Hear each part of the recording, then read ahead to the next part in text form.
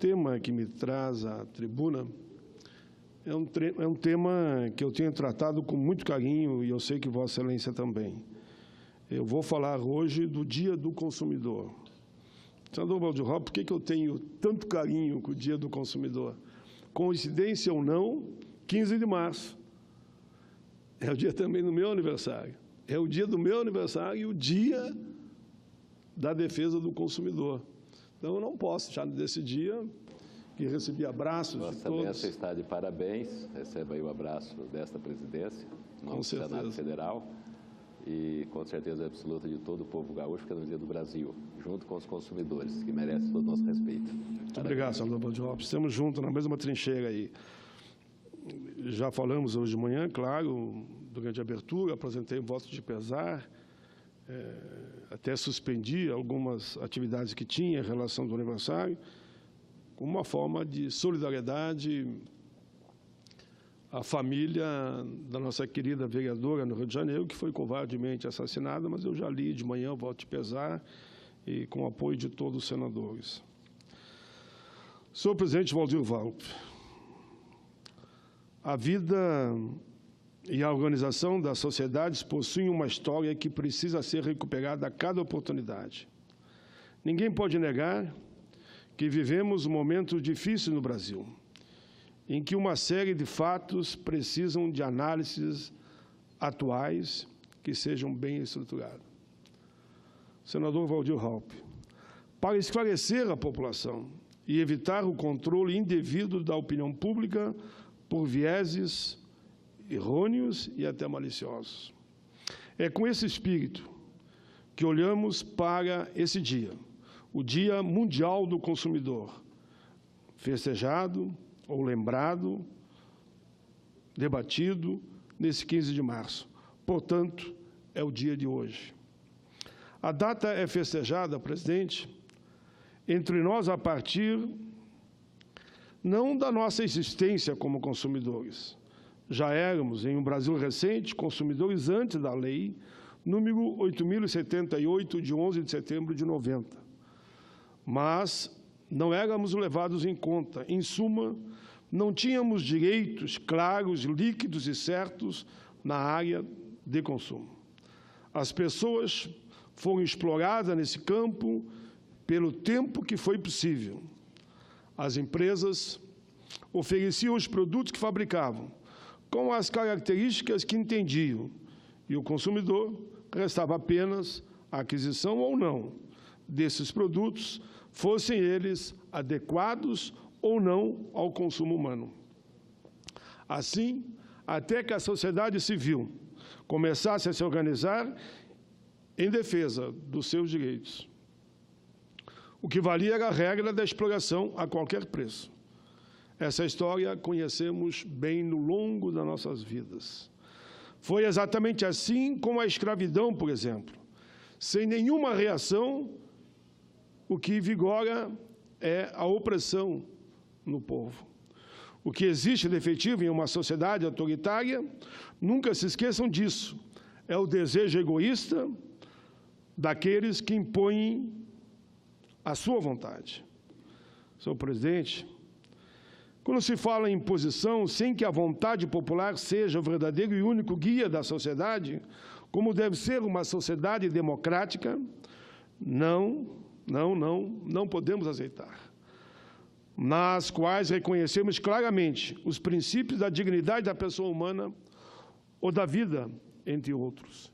Em épocas como essa em que vivemos, em que volta à moda a expressão acadêmica, aparelhos ideológicos de Estado. É claro que quem não detém poder legitimamente constituído tenta e tentará se impor pela força.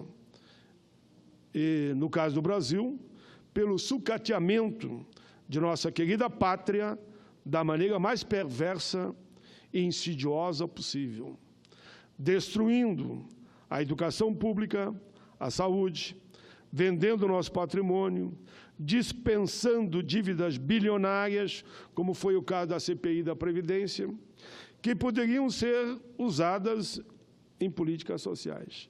Bilhões e bilhões de reais. O Dia Mundial do Consumidor é o nosso dia. Não só o meu dia, porque faço aniversário nesse dia. O Dia Mundial do Consumidor é o nosso dia. Somos todos consumidores, aqui no Brasil, como em todo o mundo. Quando compramos um pão, quando compramos frutas, um lápis que seja, ou então um veículo, um bem imóvel, somos consumidores. Nessas compras, deixamos tributos para o Estado usar em proveito de toda a população, finalidade da arrecadação de impostos, e não para usos escusos ou privados. Para comprar, sabemos, é preciso alguma fonte de renda, que vem com a oferta de trabalho digno à população. Há, portanto, uma profunda ligação entre as esferas do consumo tributárias, do trabalho, emprego, econômico, financeira do país. Em um país em que essas dimensões estejam desarticuladas, o que vemos é o caos campeando com seus 4 cavaleiros.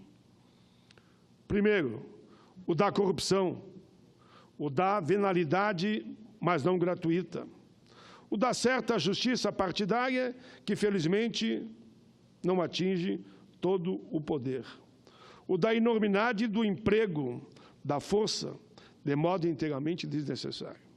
Senhor presidente, o consumo tem por base vários princípios, dentre os quais citamos o direito que todo consumidor tem à segurança, à informação, à escolha, além do direito de ser ouvido. A nossa Constituição, que eu participei, fui constituinte, de 86 a 88, a famosa e lembrada por Ulisses Guimarães, Constituição Cidadã, consigna no artigo 5º, inciso 32, que o Estado promoverá, na forma da lei, a defesa do consumidor. A Carta Maior ainda estabelece no artigo 170, inciso 5º, no título que trata da ordem econômica e financeira, a defesa do consumidor como um dos princípios gerais da atividade econômica. A partir da Carta Magna e do Código de Defesa do Consumidor, as relações de consumo vêm sendo disciplinadas pelos vieses da ordem civil, processual, penal e de direito administrativo. Naturalmente, temos de fazer referência aqui ao trabalho do PROCON, que tem realizado, que tem articulado, que tem, repito, trabalhado pelo esclarecimento e solução de problemas na área do consumo, e lembramos igualmente de todos que trabalham na esfera da mediação, da conciliação, arbitragem, para resolver questões do consumo mais corriqueiras e, em tese, de menor complexidade.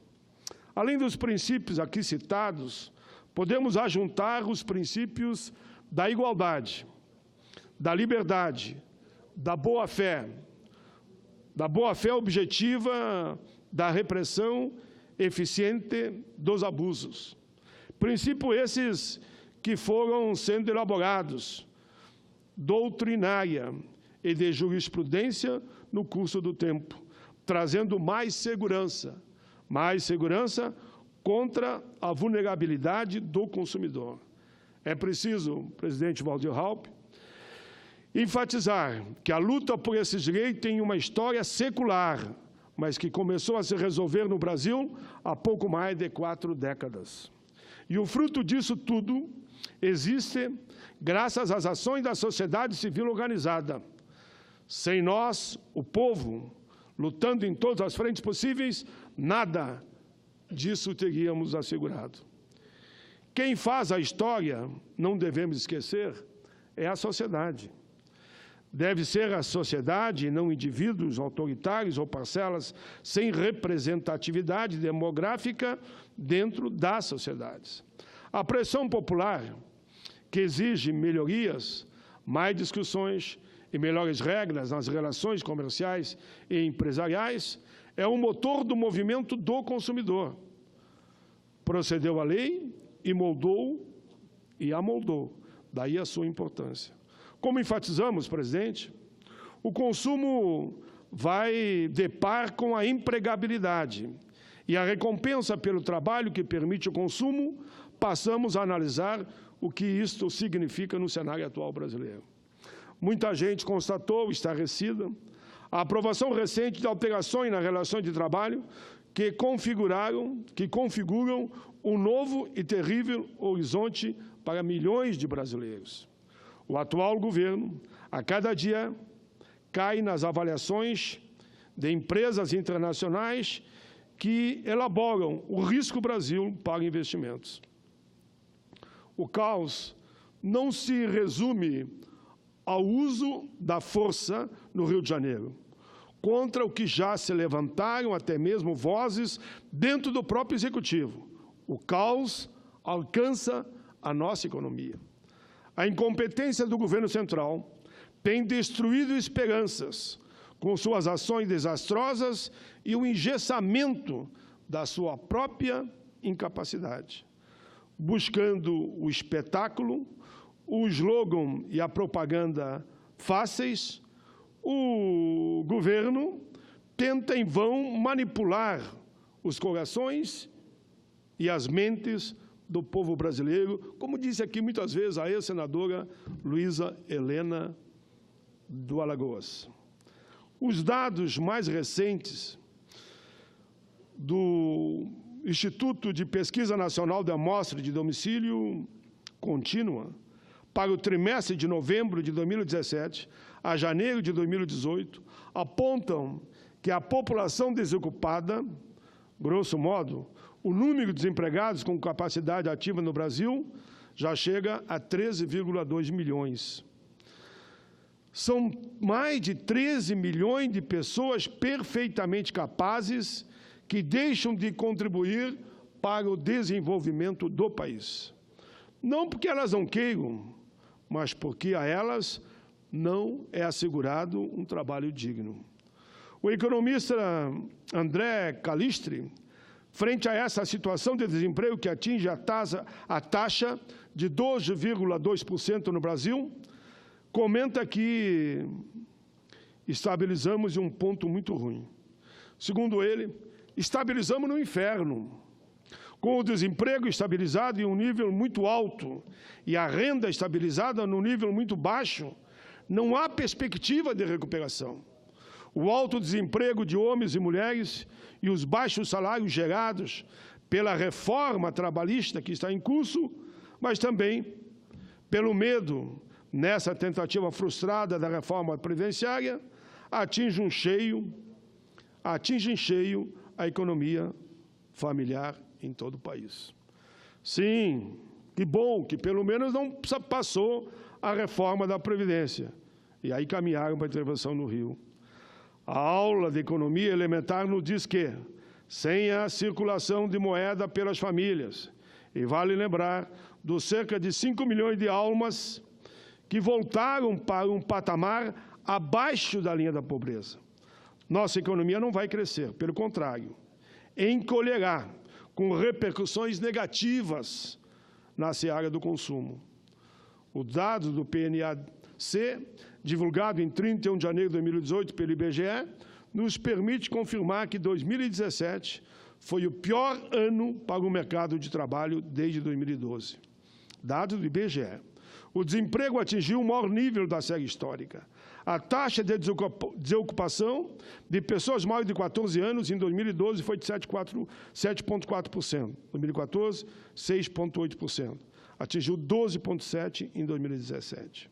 O crescimento no número de desempregados de 2014 a 2017 chega a cerca de 6,5 milhões, representando variação de quase 100% no período. O IBGE, por meio do seu coordenador de trabalho e rendimento, Simar Azeredo, admite a perda nesse período de muitos postos formais de trabalho.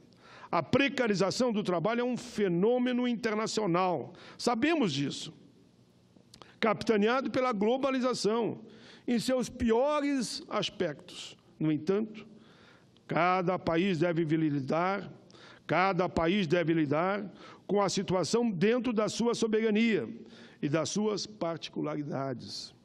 Assim, a perda de posse do trabalho no Brasil é uma perda absoluta em números e também segue essa orientação internacional, que estupidamente trata nosso povo como outros povos que vivem em regimes de pleno autoritarismo e ausência trabalhista.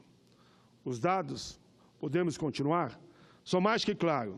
Trabalhadores com carteira assinada caíram de 36,6 milhões para 33,3 milhões. Período o mesmo, 2014 e 2017. Nesses 3 anos, a diminuição de trabalhadores na agricultura chegou a 10,4%. Um número assustador ao confrontarmos as notícias de bombardeamento que vem sofrendo a agricultura familiar. A agricultura familiar produz 70% dos alimentos que vão para nossas mesas. O latifúndio produz muita soja e muito milho. Vejam e procurem entender a extensão das ramificações que o mundo do trabalho aguarda com as mais variadas dimensões da nossa vida. Se a queda do emprego na agricultura nos preocupa, não devemos esquecer que na indústria esse percentual de queda no conjunto laboral vai a 11,5% na construção civil. E atingindo, na área paralela, 12,3%. Menos gente na indústria e na construção civil só pode significar que o Brasil está encolhendo como nação desenvolvida. 2 dos principais motores que fornecem a temperatura de nosso crescimento caíram, mais de 11,5%. É inacreditável que ainda se queira vender a ideia que estamos nos recuperando na esfera laboral. É só andar nas ruas, nas cidades, nos campos, nas construções, nas plantações. O que acontece, na verdade, é uma migração de trabalhadores fechados em direção a uma informalidade e a precariedade. A informalidade nesse cenário é a individualidade posta à prova. Se você falhar, a culpa é sua, brasileiro.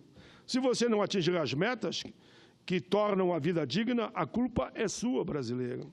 Assim, o aumento das atividades, como comércio, venda ambulante, conserto de equipamentos, programação, música, catação de papelão, alojamento, alimentação, a famosa viandinha, e outros serviços, são soluções para quem vem perdendo os empregos formais e tenta driblar a precariedade da vida oferecida pelo atual governo. Senhor presidente, permita que eu dê um exemplo. Inventaram a história que eu morava não sei o quê, no Lago. Eu nem dei bola. Eu moro lá perto do ABC, praticamente em Goiás. E eu notei, levo mais ou menos 1 hora para vir de lá até aqui, que cada vez mais eu vejo as banquinhas instaladas na beira da faixa onde eu passo. Se multiplicam as banquinhas na faixa. O que significa? Eu via uma ou outra, agora eu vejo 10, 20, 30, eu acho que até 40 até chegar nesse espaço por onde eu transito todos os dias. Mas, enfim, o setor da alimentação é o mais procurado nessa fuga em tempo de crise, como aqui eu dizia e dei o exemplo. Afinal, por maior que seja a crise, todo mundo sempre tem que comer. Tem que comer. Seja fruta, seja um cachorro-quente, enfim. Em 3 anos, o número de pessoas que adentraram pelas portas da precariedade e informalidade, repito, é de 3,3 milhões de trabalhadores. Esse parece ser o sonho do atual governo, que todos arranjem trabalhos precários, que todos deixem contribuir com a Previdência, levando o país em direção ao Estado mínimo que desejam muitos. Os inimigos do povo, que são poucos, inúmeros, mas legião, em influência, está aí o mercado, continuam urdindo nossa miséria coletiva. O aumento de rendimentos é um fenômeno que precisa ser estudado, sobretudo em fase da componente alarmante do desemprego. Onde está a justiça social na distribuição de renda? Fator necessário até mesmo para a paz social, se temos cada vez mais desempregados? Estou indo para finalmente, senhor presidente. O que está se fazendo para que a vida da maior parcela possível da população do Brasil seja melhorada? E o aumento abusivo do combustível? Teve 150 aumentos em 8 meses. 150 aumentos. Estaremos diante de um quadro encoberto da chamada estagflação? Não creio que os números da média salarial tenham grande valor em políticas públicas se mais de 5 milhões de pessoas voltaram, repito, para abaixo da linha da pobreza. E se estamos tratando de um fenômeno novo, cuja extensão ainda é difícil de ser mensurada. A metodologia não leva em conta um fator de crescimento tênue de renda que muito provavelmente é apenas pontual. Assim, a renda pode ter tido um aumento leve de 2016 a 2017, mas é estável se comparando ao ano de 2014. Mas resta o fato que, mesmo entre as populações que ganham mais, o rendimento equivale ao de 2014. Há muito a dizer ainda. Esse trabalhador informal precisa ser determinado e identificado. Quem são essas pessoas? Qual a sua renda? Qual o seu sexo? Como fica no comparativo com trabalhadores com carteira assinada? O IBGE começa a responder essas perguntas afirmando que o trabalhador sem carteira ganha 44% a menos que o empregado formal. Há um ano, essa diferença, pelo menos, era 40%.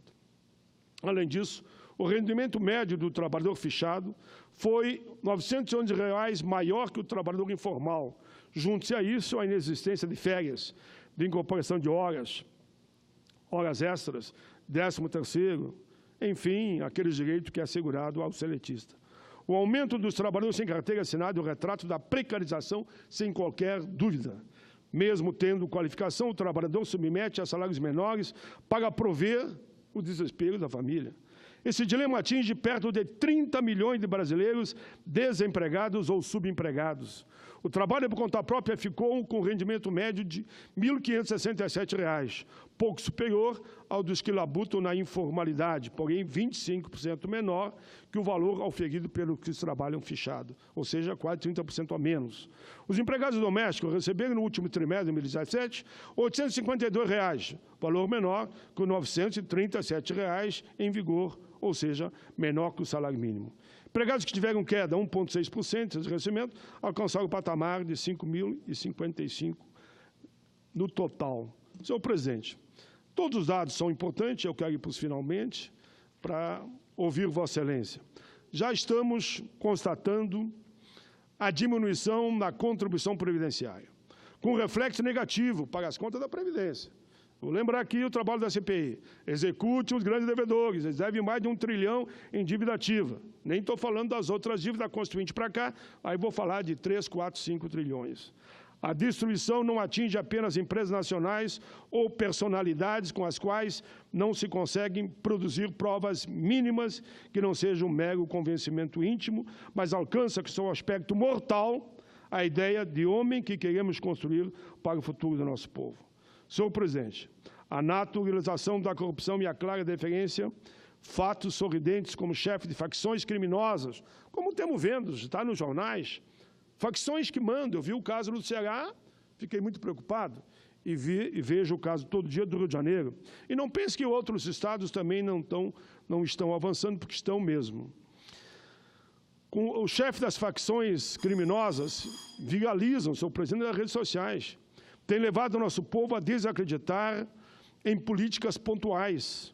Mesmo ação irrelevante, efeito pirotécnico, como a intervenção do Rio de Janeiro, como a entrada em cena de personagens que beiram aí o trágico, apenas tentam, sem sucesso, deslocar a atenção de um povo aguerrido que já levantou suas bandeiras em defesa de um país melhor, mais justo, com justiça verdadeira, mais humano, muito mais solidário.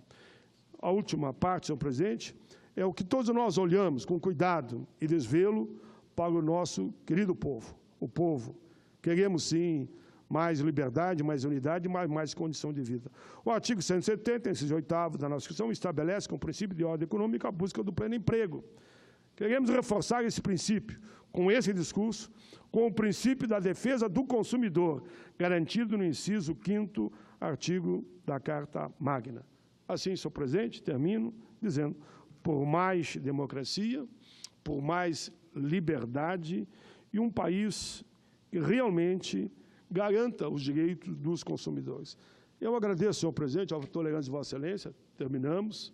Só agradeço também o Congresso em Foco, por 3 oportunidades eu acabei ganhando aquele prêmio nessa linha da defesa do consumidor. Então, fica aqui a minha homenagem, eles que me homenageiam, também ao Congresso em Foco e todas as entidades do Brasil que atuam nessa área da defesa do consumidor. Obrigado, presidente.